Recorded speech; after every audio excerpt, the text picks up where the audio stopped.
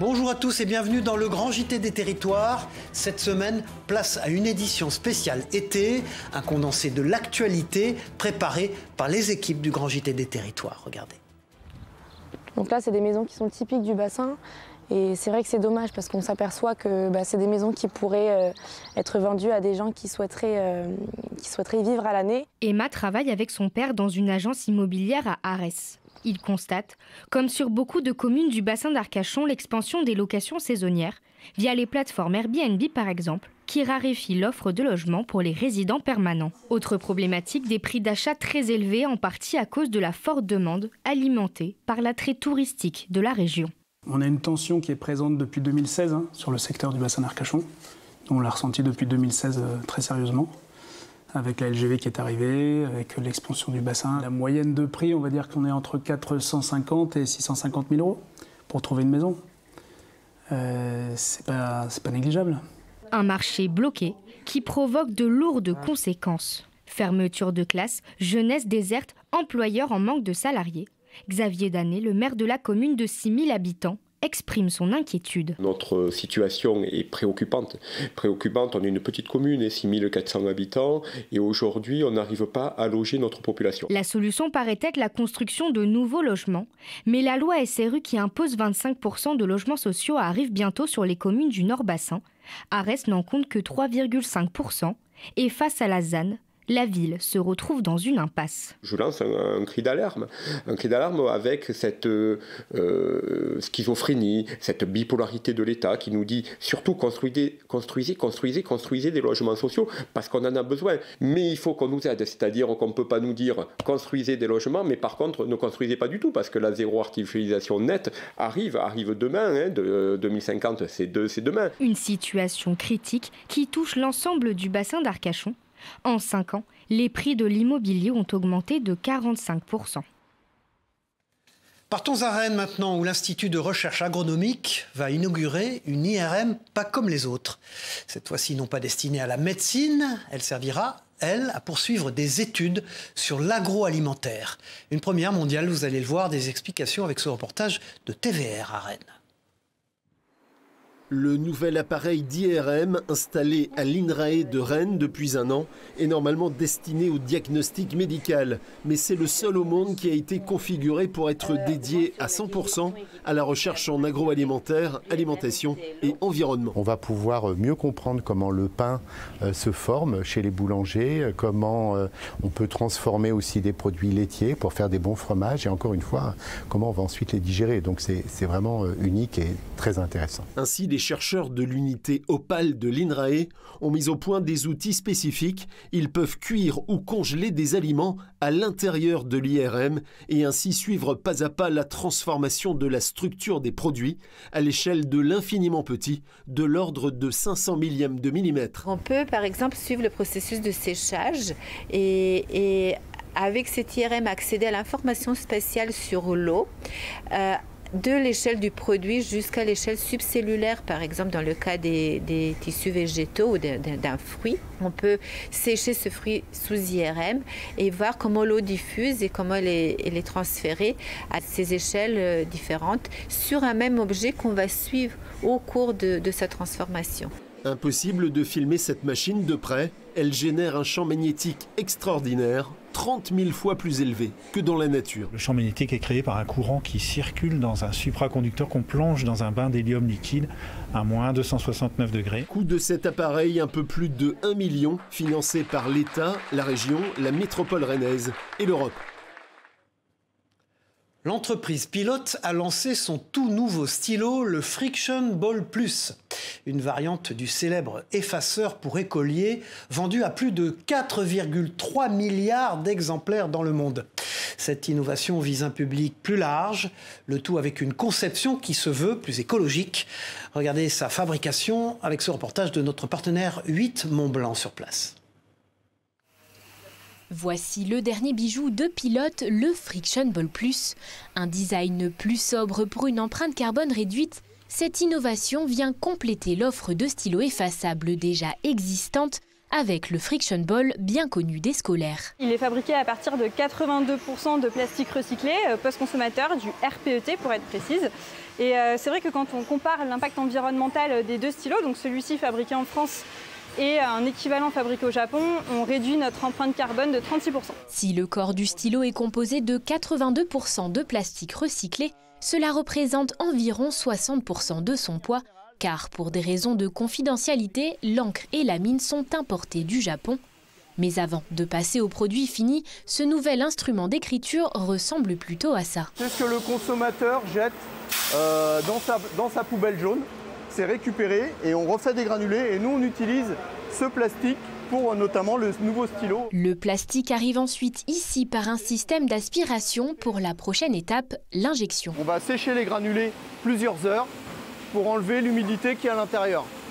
Et ensuite, on va alimenter une presse à injecter. On va fondre le plastique à peu près à 300 degrés. Le plastique est ramolli. Le stylo passe ensuite dans cette machine pour le décorer. Une étape comme celle de l'injection, compliquée par l'utilisation de plastique recyclé, son aspect étant plus visqueux que du plastique vierge. Place à l'assemblage avant d'être ensuite emballé. À chacune des étapes, le produit est vérifié et un test d'écriture est effectué. Il aura fallu près de 2 années pour que Pilote lance officiellement la fabrication de ce Friction Ball Plus, un produit supplémentaire dans la gamme écologique de Pilote qui devrait permettre à l'entreprise d'approcher son objectif, à savoir diviser par 2 son empreinte carbone d'ici 2030. Chaque année, les Antilles sont secouées par des séismes, des phénomènes naturels sans grandes conséquences dans la majorité des cas. Mais doit-on se méfier quand même des séismes en Martinique? C'est la question que s'est posée via ATV sur place. Regardez. On voit que tous les séismes ils vont dessiner le plongement de la plaque Amérique sous la plaque Caraïbe. Et donc c'est au frottement entre les plaques qu'ont lieu les ruptures les plus importantes.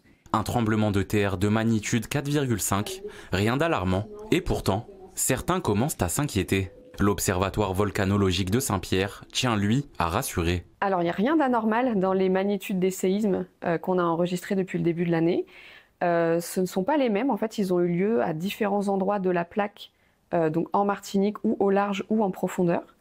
Et en fait, ils sont liés au phénomène de subduction, c'est-à-dire le plongement des plaques nord- et sud-américaines sous la plaque Caraïbe. Il était à plus de 100 km sous nos pieds. Depuis le début de l'année, 6 séismes ont été enregistrés comme ressentis par la population. En comparaison, 10 à 15 sont ressentis sur une année complète depuis les 20 dernières années. Face à ce chiffre déjà élevé, l'inquiétude ne faiblit pas. Les données historiques nous ont montré qu'on avait pu enregistrer dans le passé au large de la Martinique des séismes qui ont atteint des magnitudes de 7 à 8 et donc qui pourraient faire des dégâts conséquents sur l'île. Face à la possibilité d'un phénomène conséquent sur notre île, des exercices de gestion de crise sismique existent déjà. Se préparer, c'est tout d'abord s'informer, c'est-à-dire essayer d'obtenir l'information. Alors il y a plein d'organismes qui forment au risque naturel majeur, mais sur le site de la préfecture, sur Internet, on a plein d'informations disponibles. Il ne faut pas s'inquiéter, ce sont des phénomènes parfaitement naturels. Deuxièmement, je dirais qu'il faut considérer ces alertes justement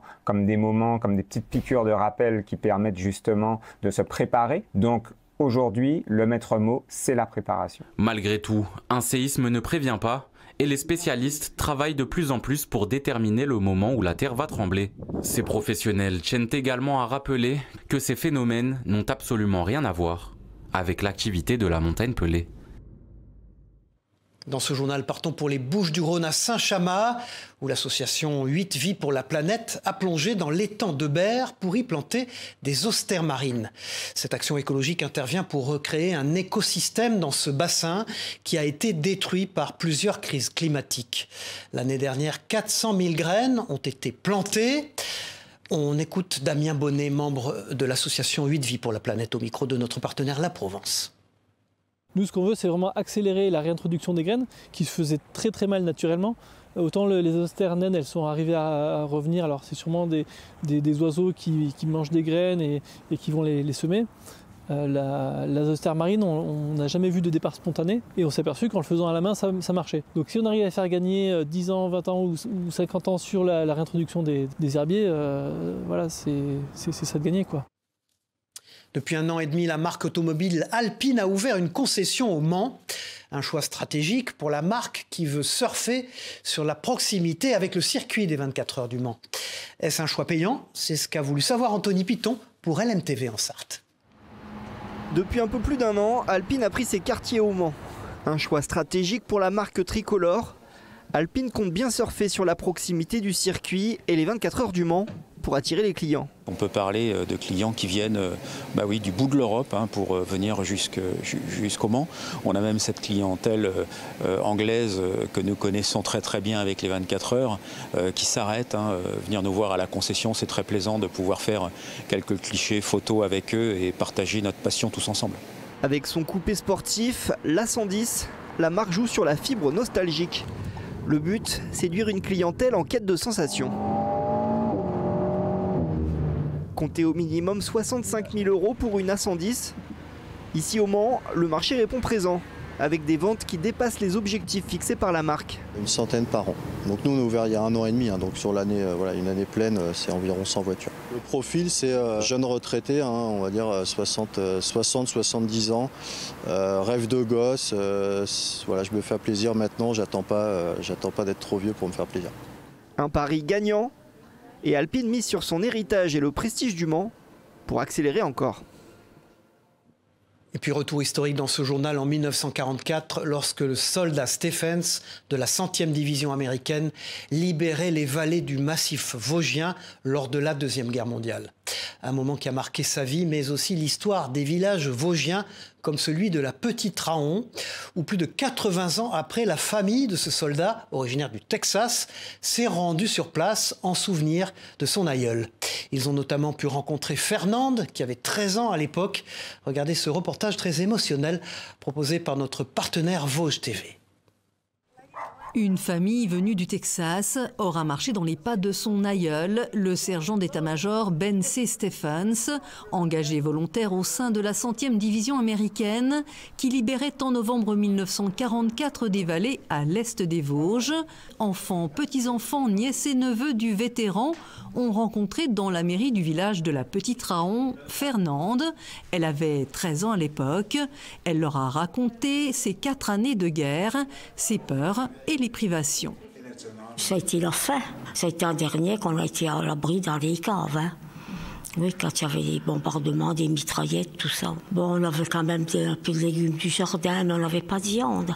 La famille ne cachait pas son émotion car le jeune militaire américain de retour au pays ne parlera jamais de ce qu'il avait vécu en France. Nous sommes très heureux et touchés d'être ici, de revenir sur les pas des combattants et de rencontrer ceux qui les ont connus. C'est juste un tel honneur de la rencontrer, une telle connexion avec l'histoire entre la génération précédente et nous. C'est vraiment un honneur. Disparu en 1996, celui que l'on surnommait Papa Ben aura juste livré cette anecdote à la fin de sa vie sur ces femmes françaises qui embrassaient avec joie les soldats à la Libération. Fernande, elle, était trop jeune, mais 8 décennies plus tard, une bise a scellé l'amitié franco-américaine. Puis à Senones, la famille a découvert un projet de stèle rendant hommage aux combattants de la Centurie. C'est une pierre en grès rose d'1,70 m de haut. Et sur cette pierre donc en grès rose des Vosges va être apposé donc le blason de la 100e division. Les hommes de la 100e division US ont fait reculer les Allemands dans le massif. C'est eux qui libèrent et la vallée du Rabodeau et la vallée de la Plaine. Beaucoup de mérite pour une division de jeunes hommes c'était vraiment leur premier combat. Leur visite dans les Vosges aura permis aux descendants du soldat Stephens d'écrire une page de l'histoire familiale qu'ils transmettront aux plus jeunes à leur retour aux États-Unis. Et puis tout à fait autre chose, devenue une institution dans le centre-ville de Saint-Étienne, la fromagerie de Laetitia fête ses 30 ans. La fromagère perpétue une vocation de plusieurs générations avec son mari. Ils ont dû d'ailleurs faire face à de la concurrence et à la montée des prix. Notre partenaire TL7 a voulu les rencontrer pour connaître le secret de cette longévité. Regardez. Et bonjour! Allez, bonjour! 30 ans que c'est la même routine. Les dernières livraisons arrivent dans la matinée et le mardi, place aux chèvres. Sur le coup des 10 heures, tout le monde vient faire ses courses et là, il faut que tout soit prêt. Laetitia est accompagnée de son mari. Stéphane l'a rejoint lors de la naissance de leur deuxième enfant, il y a 23 ans, alors qu'il travaillait dans un centre social. C'est différent, mais c'est toujours un métier de contact. Tu vois du monde, moi j'aurais pas pu rester seul dans un bureau à faire des papiers ou à faire des choses comme ça, c'est pas mon truc. Il s'occupe maintenant des livraisons, une mission très importante pour trouver de bonnes affaires. Et pour cela, il faut se lever tôt, sous les coups de 5 heures. Par exemple, voilà, ce Roquefort, là, ce matin, il était en surstock. Ils essaient de dégager un peu des produits parce que voilà, ils en avaient peut-être trop commandé pour Noël et ils n'en avaient plus la vente. Donc du coup, moi, j'achète la fin du lot et il me fera un prix intéressant. Voici la clé pour fidéliser sa clientèle qui vient aussi depuis près de 30 ans. Là, c'est mon fromager, là. C'est pas plus cher qu'ailleurs, plutôt moins. C'est de la qualité et il y a un très bon accueil. Au-dessus de 30 € d'achat, il y a toujours un petit cadeau chez Barré. Et cette réussite, Laetitia Sauzé la doit qu'à son travail. Elle a ouvert son commerce à 19 ans, bien poussée par son père, alors qu'elle ne voulait pas faire ce métier. Mon père, il nous avait bien dit que c'est bien que chacun gère son affaire. Comme ça, si tu te plantes, c'est à cause de toi. Mais l'empreinte familiale est toujours présente. Cette harpe est 100% barrée, de la conception à la fabrication. À la quête d'un corps de rêve, le sien, vous allez le voir, est très musclé. À 33 ans, Michael est un bodybuilder acharné dans sa quête du corps parfait. Et il est prêt à tout pour y parvenir, entre musculation intensive, nutrition stricte, sommeil et rythme de vie. Tout est pensé, tout est sous-pesé pour optimiser cette progression. Puissance Télévision l'a bien nommé, l'a rencontré. Regardez.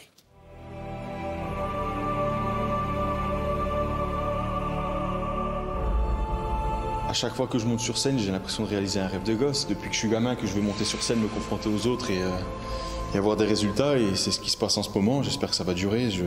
C'est une adrénaline. Je suis heureux comme tout. C'est génial. Michael n'est pas en train de se contempler, mais bien en train de travailler son posing. Comprenez, l'art qu'ont les bodybuilders de contracter simultanément et le plus possible leurs muscles. On monte sur scène, on reste l'équivalent de quoi, 10-15 minutes. Et c'est le fruit des mois et des années de travail qui ont précédé, des sacrifices. Donc pour avoir le plus beau corps du monde, si on ne sait pas poser et se mettre en valeur, ça sert à rien.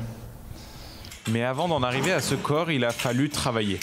Depuis qu'il a eu le droit de rentrer dans les salles de musculation à l'âge de 15 ans, Michael enchaîne les séances. Routinier oui, ingrat oui, mais la quête du corps de ses rêves passe par là. Je sais qu'en faisant les séances les plus intenses possibles, j'aurai les meilleurs résultats à la fin. Pour la compétition, alors je donne tout. Aujourd'hui, son corps est devenu une addiction, une obsession même. C'est comme une sculpture en fait. On commence à la sculpter, on commence à avoir de la définition. Et puis on voit que ce serait mieux de rajouter un peu de masse, un peu de matière par ici, d'en enlever par là. Et au début, c'est du général et plus on avance dans le temps, plus on travaille le détail. À côté de ses entraînements, absolument tout est pensé pour optimiser sa progression. Récupération, sommeil, rythme de vie et bien sûr la nutrition. À quelques jours de ses tout premiers championnats du monde, l'heure est à la diète, au sens très strict du terme. Dans les assiettes, on est bien loin d'un banquet à volonté. On va être sur un total journalier de 1600 calories, parce qu'on est à 2 semaines du coup de la compète. En temps normal, il mangerait quasiment autant de protéines, mais beaucoup plus de glucides et beaucoup plus de lipides aussi. Si la diète n'est pas adaptée, on fait tout ça pour rien. Donc vraiment la diète, c'est le plus important. Comme à la salle, aucun écart n'est toléré, des restrictions de vie quasiment masochistes. Ce qui me plaît vraiment dans le quotidien, rien. Au niveau diète, c'est horrible. J'ai faim tout le temps, dès que je mange, je me dis, tiens, maintenant, j'ai plus qu'à attendre 3 heures pour remanger un peu. Tout cet investissement et ces restrictions seront peut-être la clé pour remporter ses prochaines compétitions et pourquoi pas se rapprocher un jour du physique de Mike Menzer, son idole de toujours. Avec le ventre rentré, regarde les poses un peu. Magnifique. Quand on parle de tricot, on pense souvent à sa grand-mère. Et pourtant, connaissez-vous le tufting? Pistolet en main, le tricot prend une toute autre tournure dans cette discipline. Alors munissez-vous de vos plus belles pelotes de laine et découvrez cette nouvelle tendance avec notre partenaire Moselle TV. C'est vraiment très agréable, prise en main très facile. Ouais, ça part un peu de traviole, mais bon, c'est très satisfaisant. Sous les conseils avisés de Laetitia, une fois que tu es là, tu repars dans l'autre sens pour toujours que la machine, en fait, elle monte. Tu vas vraiment vers le haut, comme ça, et jamais vers le bas, parce que c'est là que tu vas déchirer ta toile. chaque couturière est concentrée pour réussir parfaitement leurs gestes. Et bien enfoncé, tu vois, tu pars pas avant que ce soit bien enfoncé. Là, je vais jusqu'en haut. Voilà. C'est pas évident, mais ça s'apprend et ça a l'air... On verra dans une heure. Et 60 minutes plus tard, les premières ébauches se manifestent. Une technique ancestrale, mais remise au goût du jour depuis quelques années. Il y a des pays justement qui ont commencé avant, vraiment la technique du tapis, donc on n'était pas sur cette même technique, mais là en fait c'est vraiment un engouement dans le monde entier. Avec cette laine acrylique, en fait, les créations en tufting deviennent de véritables œuvres d'art. Ouais, je suis assez fière de ce que j'ai réussi à faire. Normalement, c'est destiné pour la salle de jeu de mes enfants. Donc, on va voir s'ils sont d'accord ou si je le garde pour moi aussi. C'est une possibilité. Mais il reste une dernière étape, fixer les fils avec de la colle avant d'afficher fièrement la création à la maison. Un hommage aux soldats du feu, bien souvent peu reconnus à leur juste valeur. Un musée des pompiers a ouvert pour eux ses portes dans l'Aube.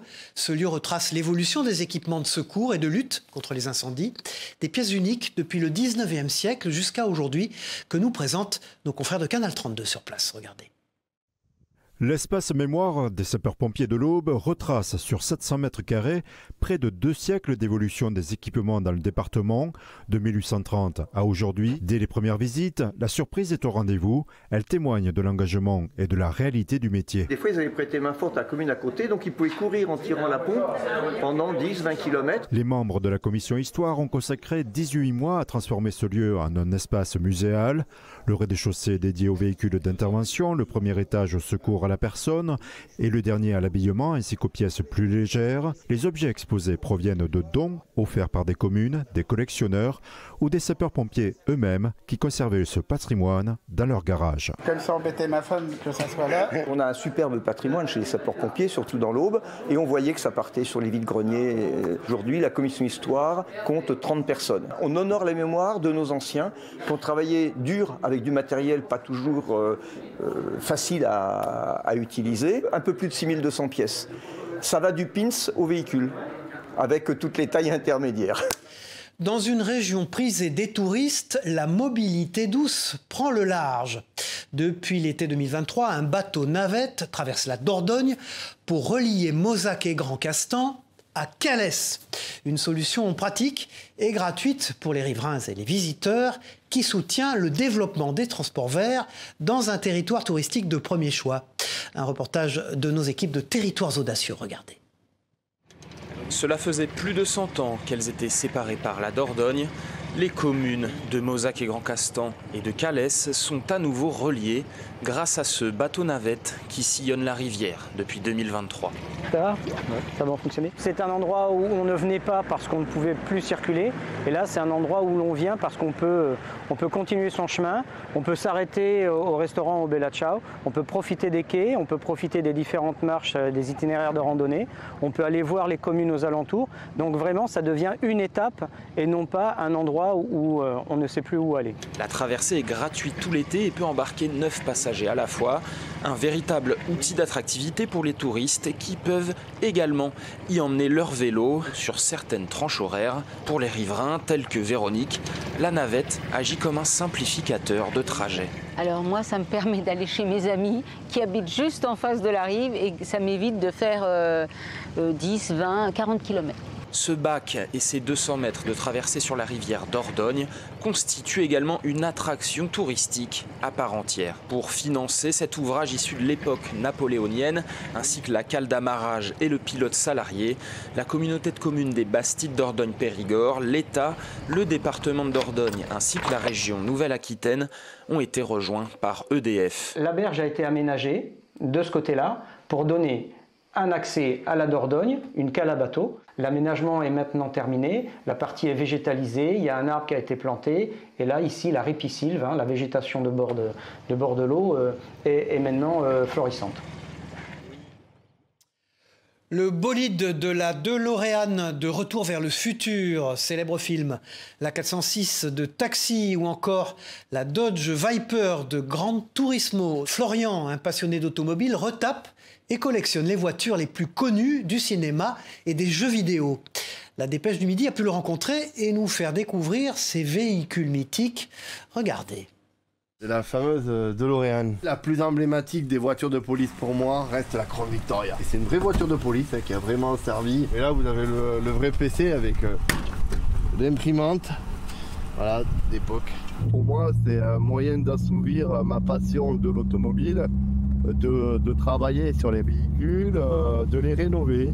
Des véhicules après, pas de prestige, mais des véhicules qui sont plus ou moins agréable à regarder, avec une sympathie pour les gens, voilà. Voilà, c'est la fin de cette édition du Grand JT des Territoires. J'ai été ravi de vous accompagner. Merci à tous de nous avoir suivis. On se retrouve très vite pour une nouvelle édition.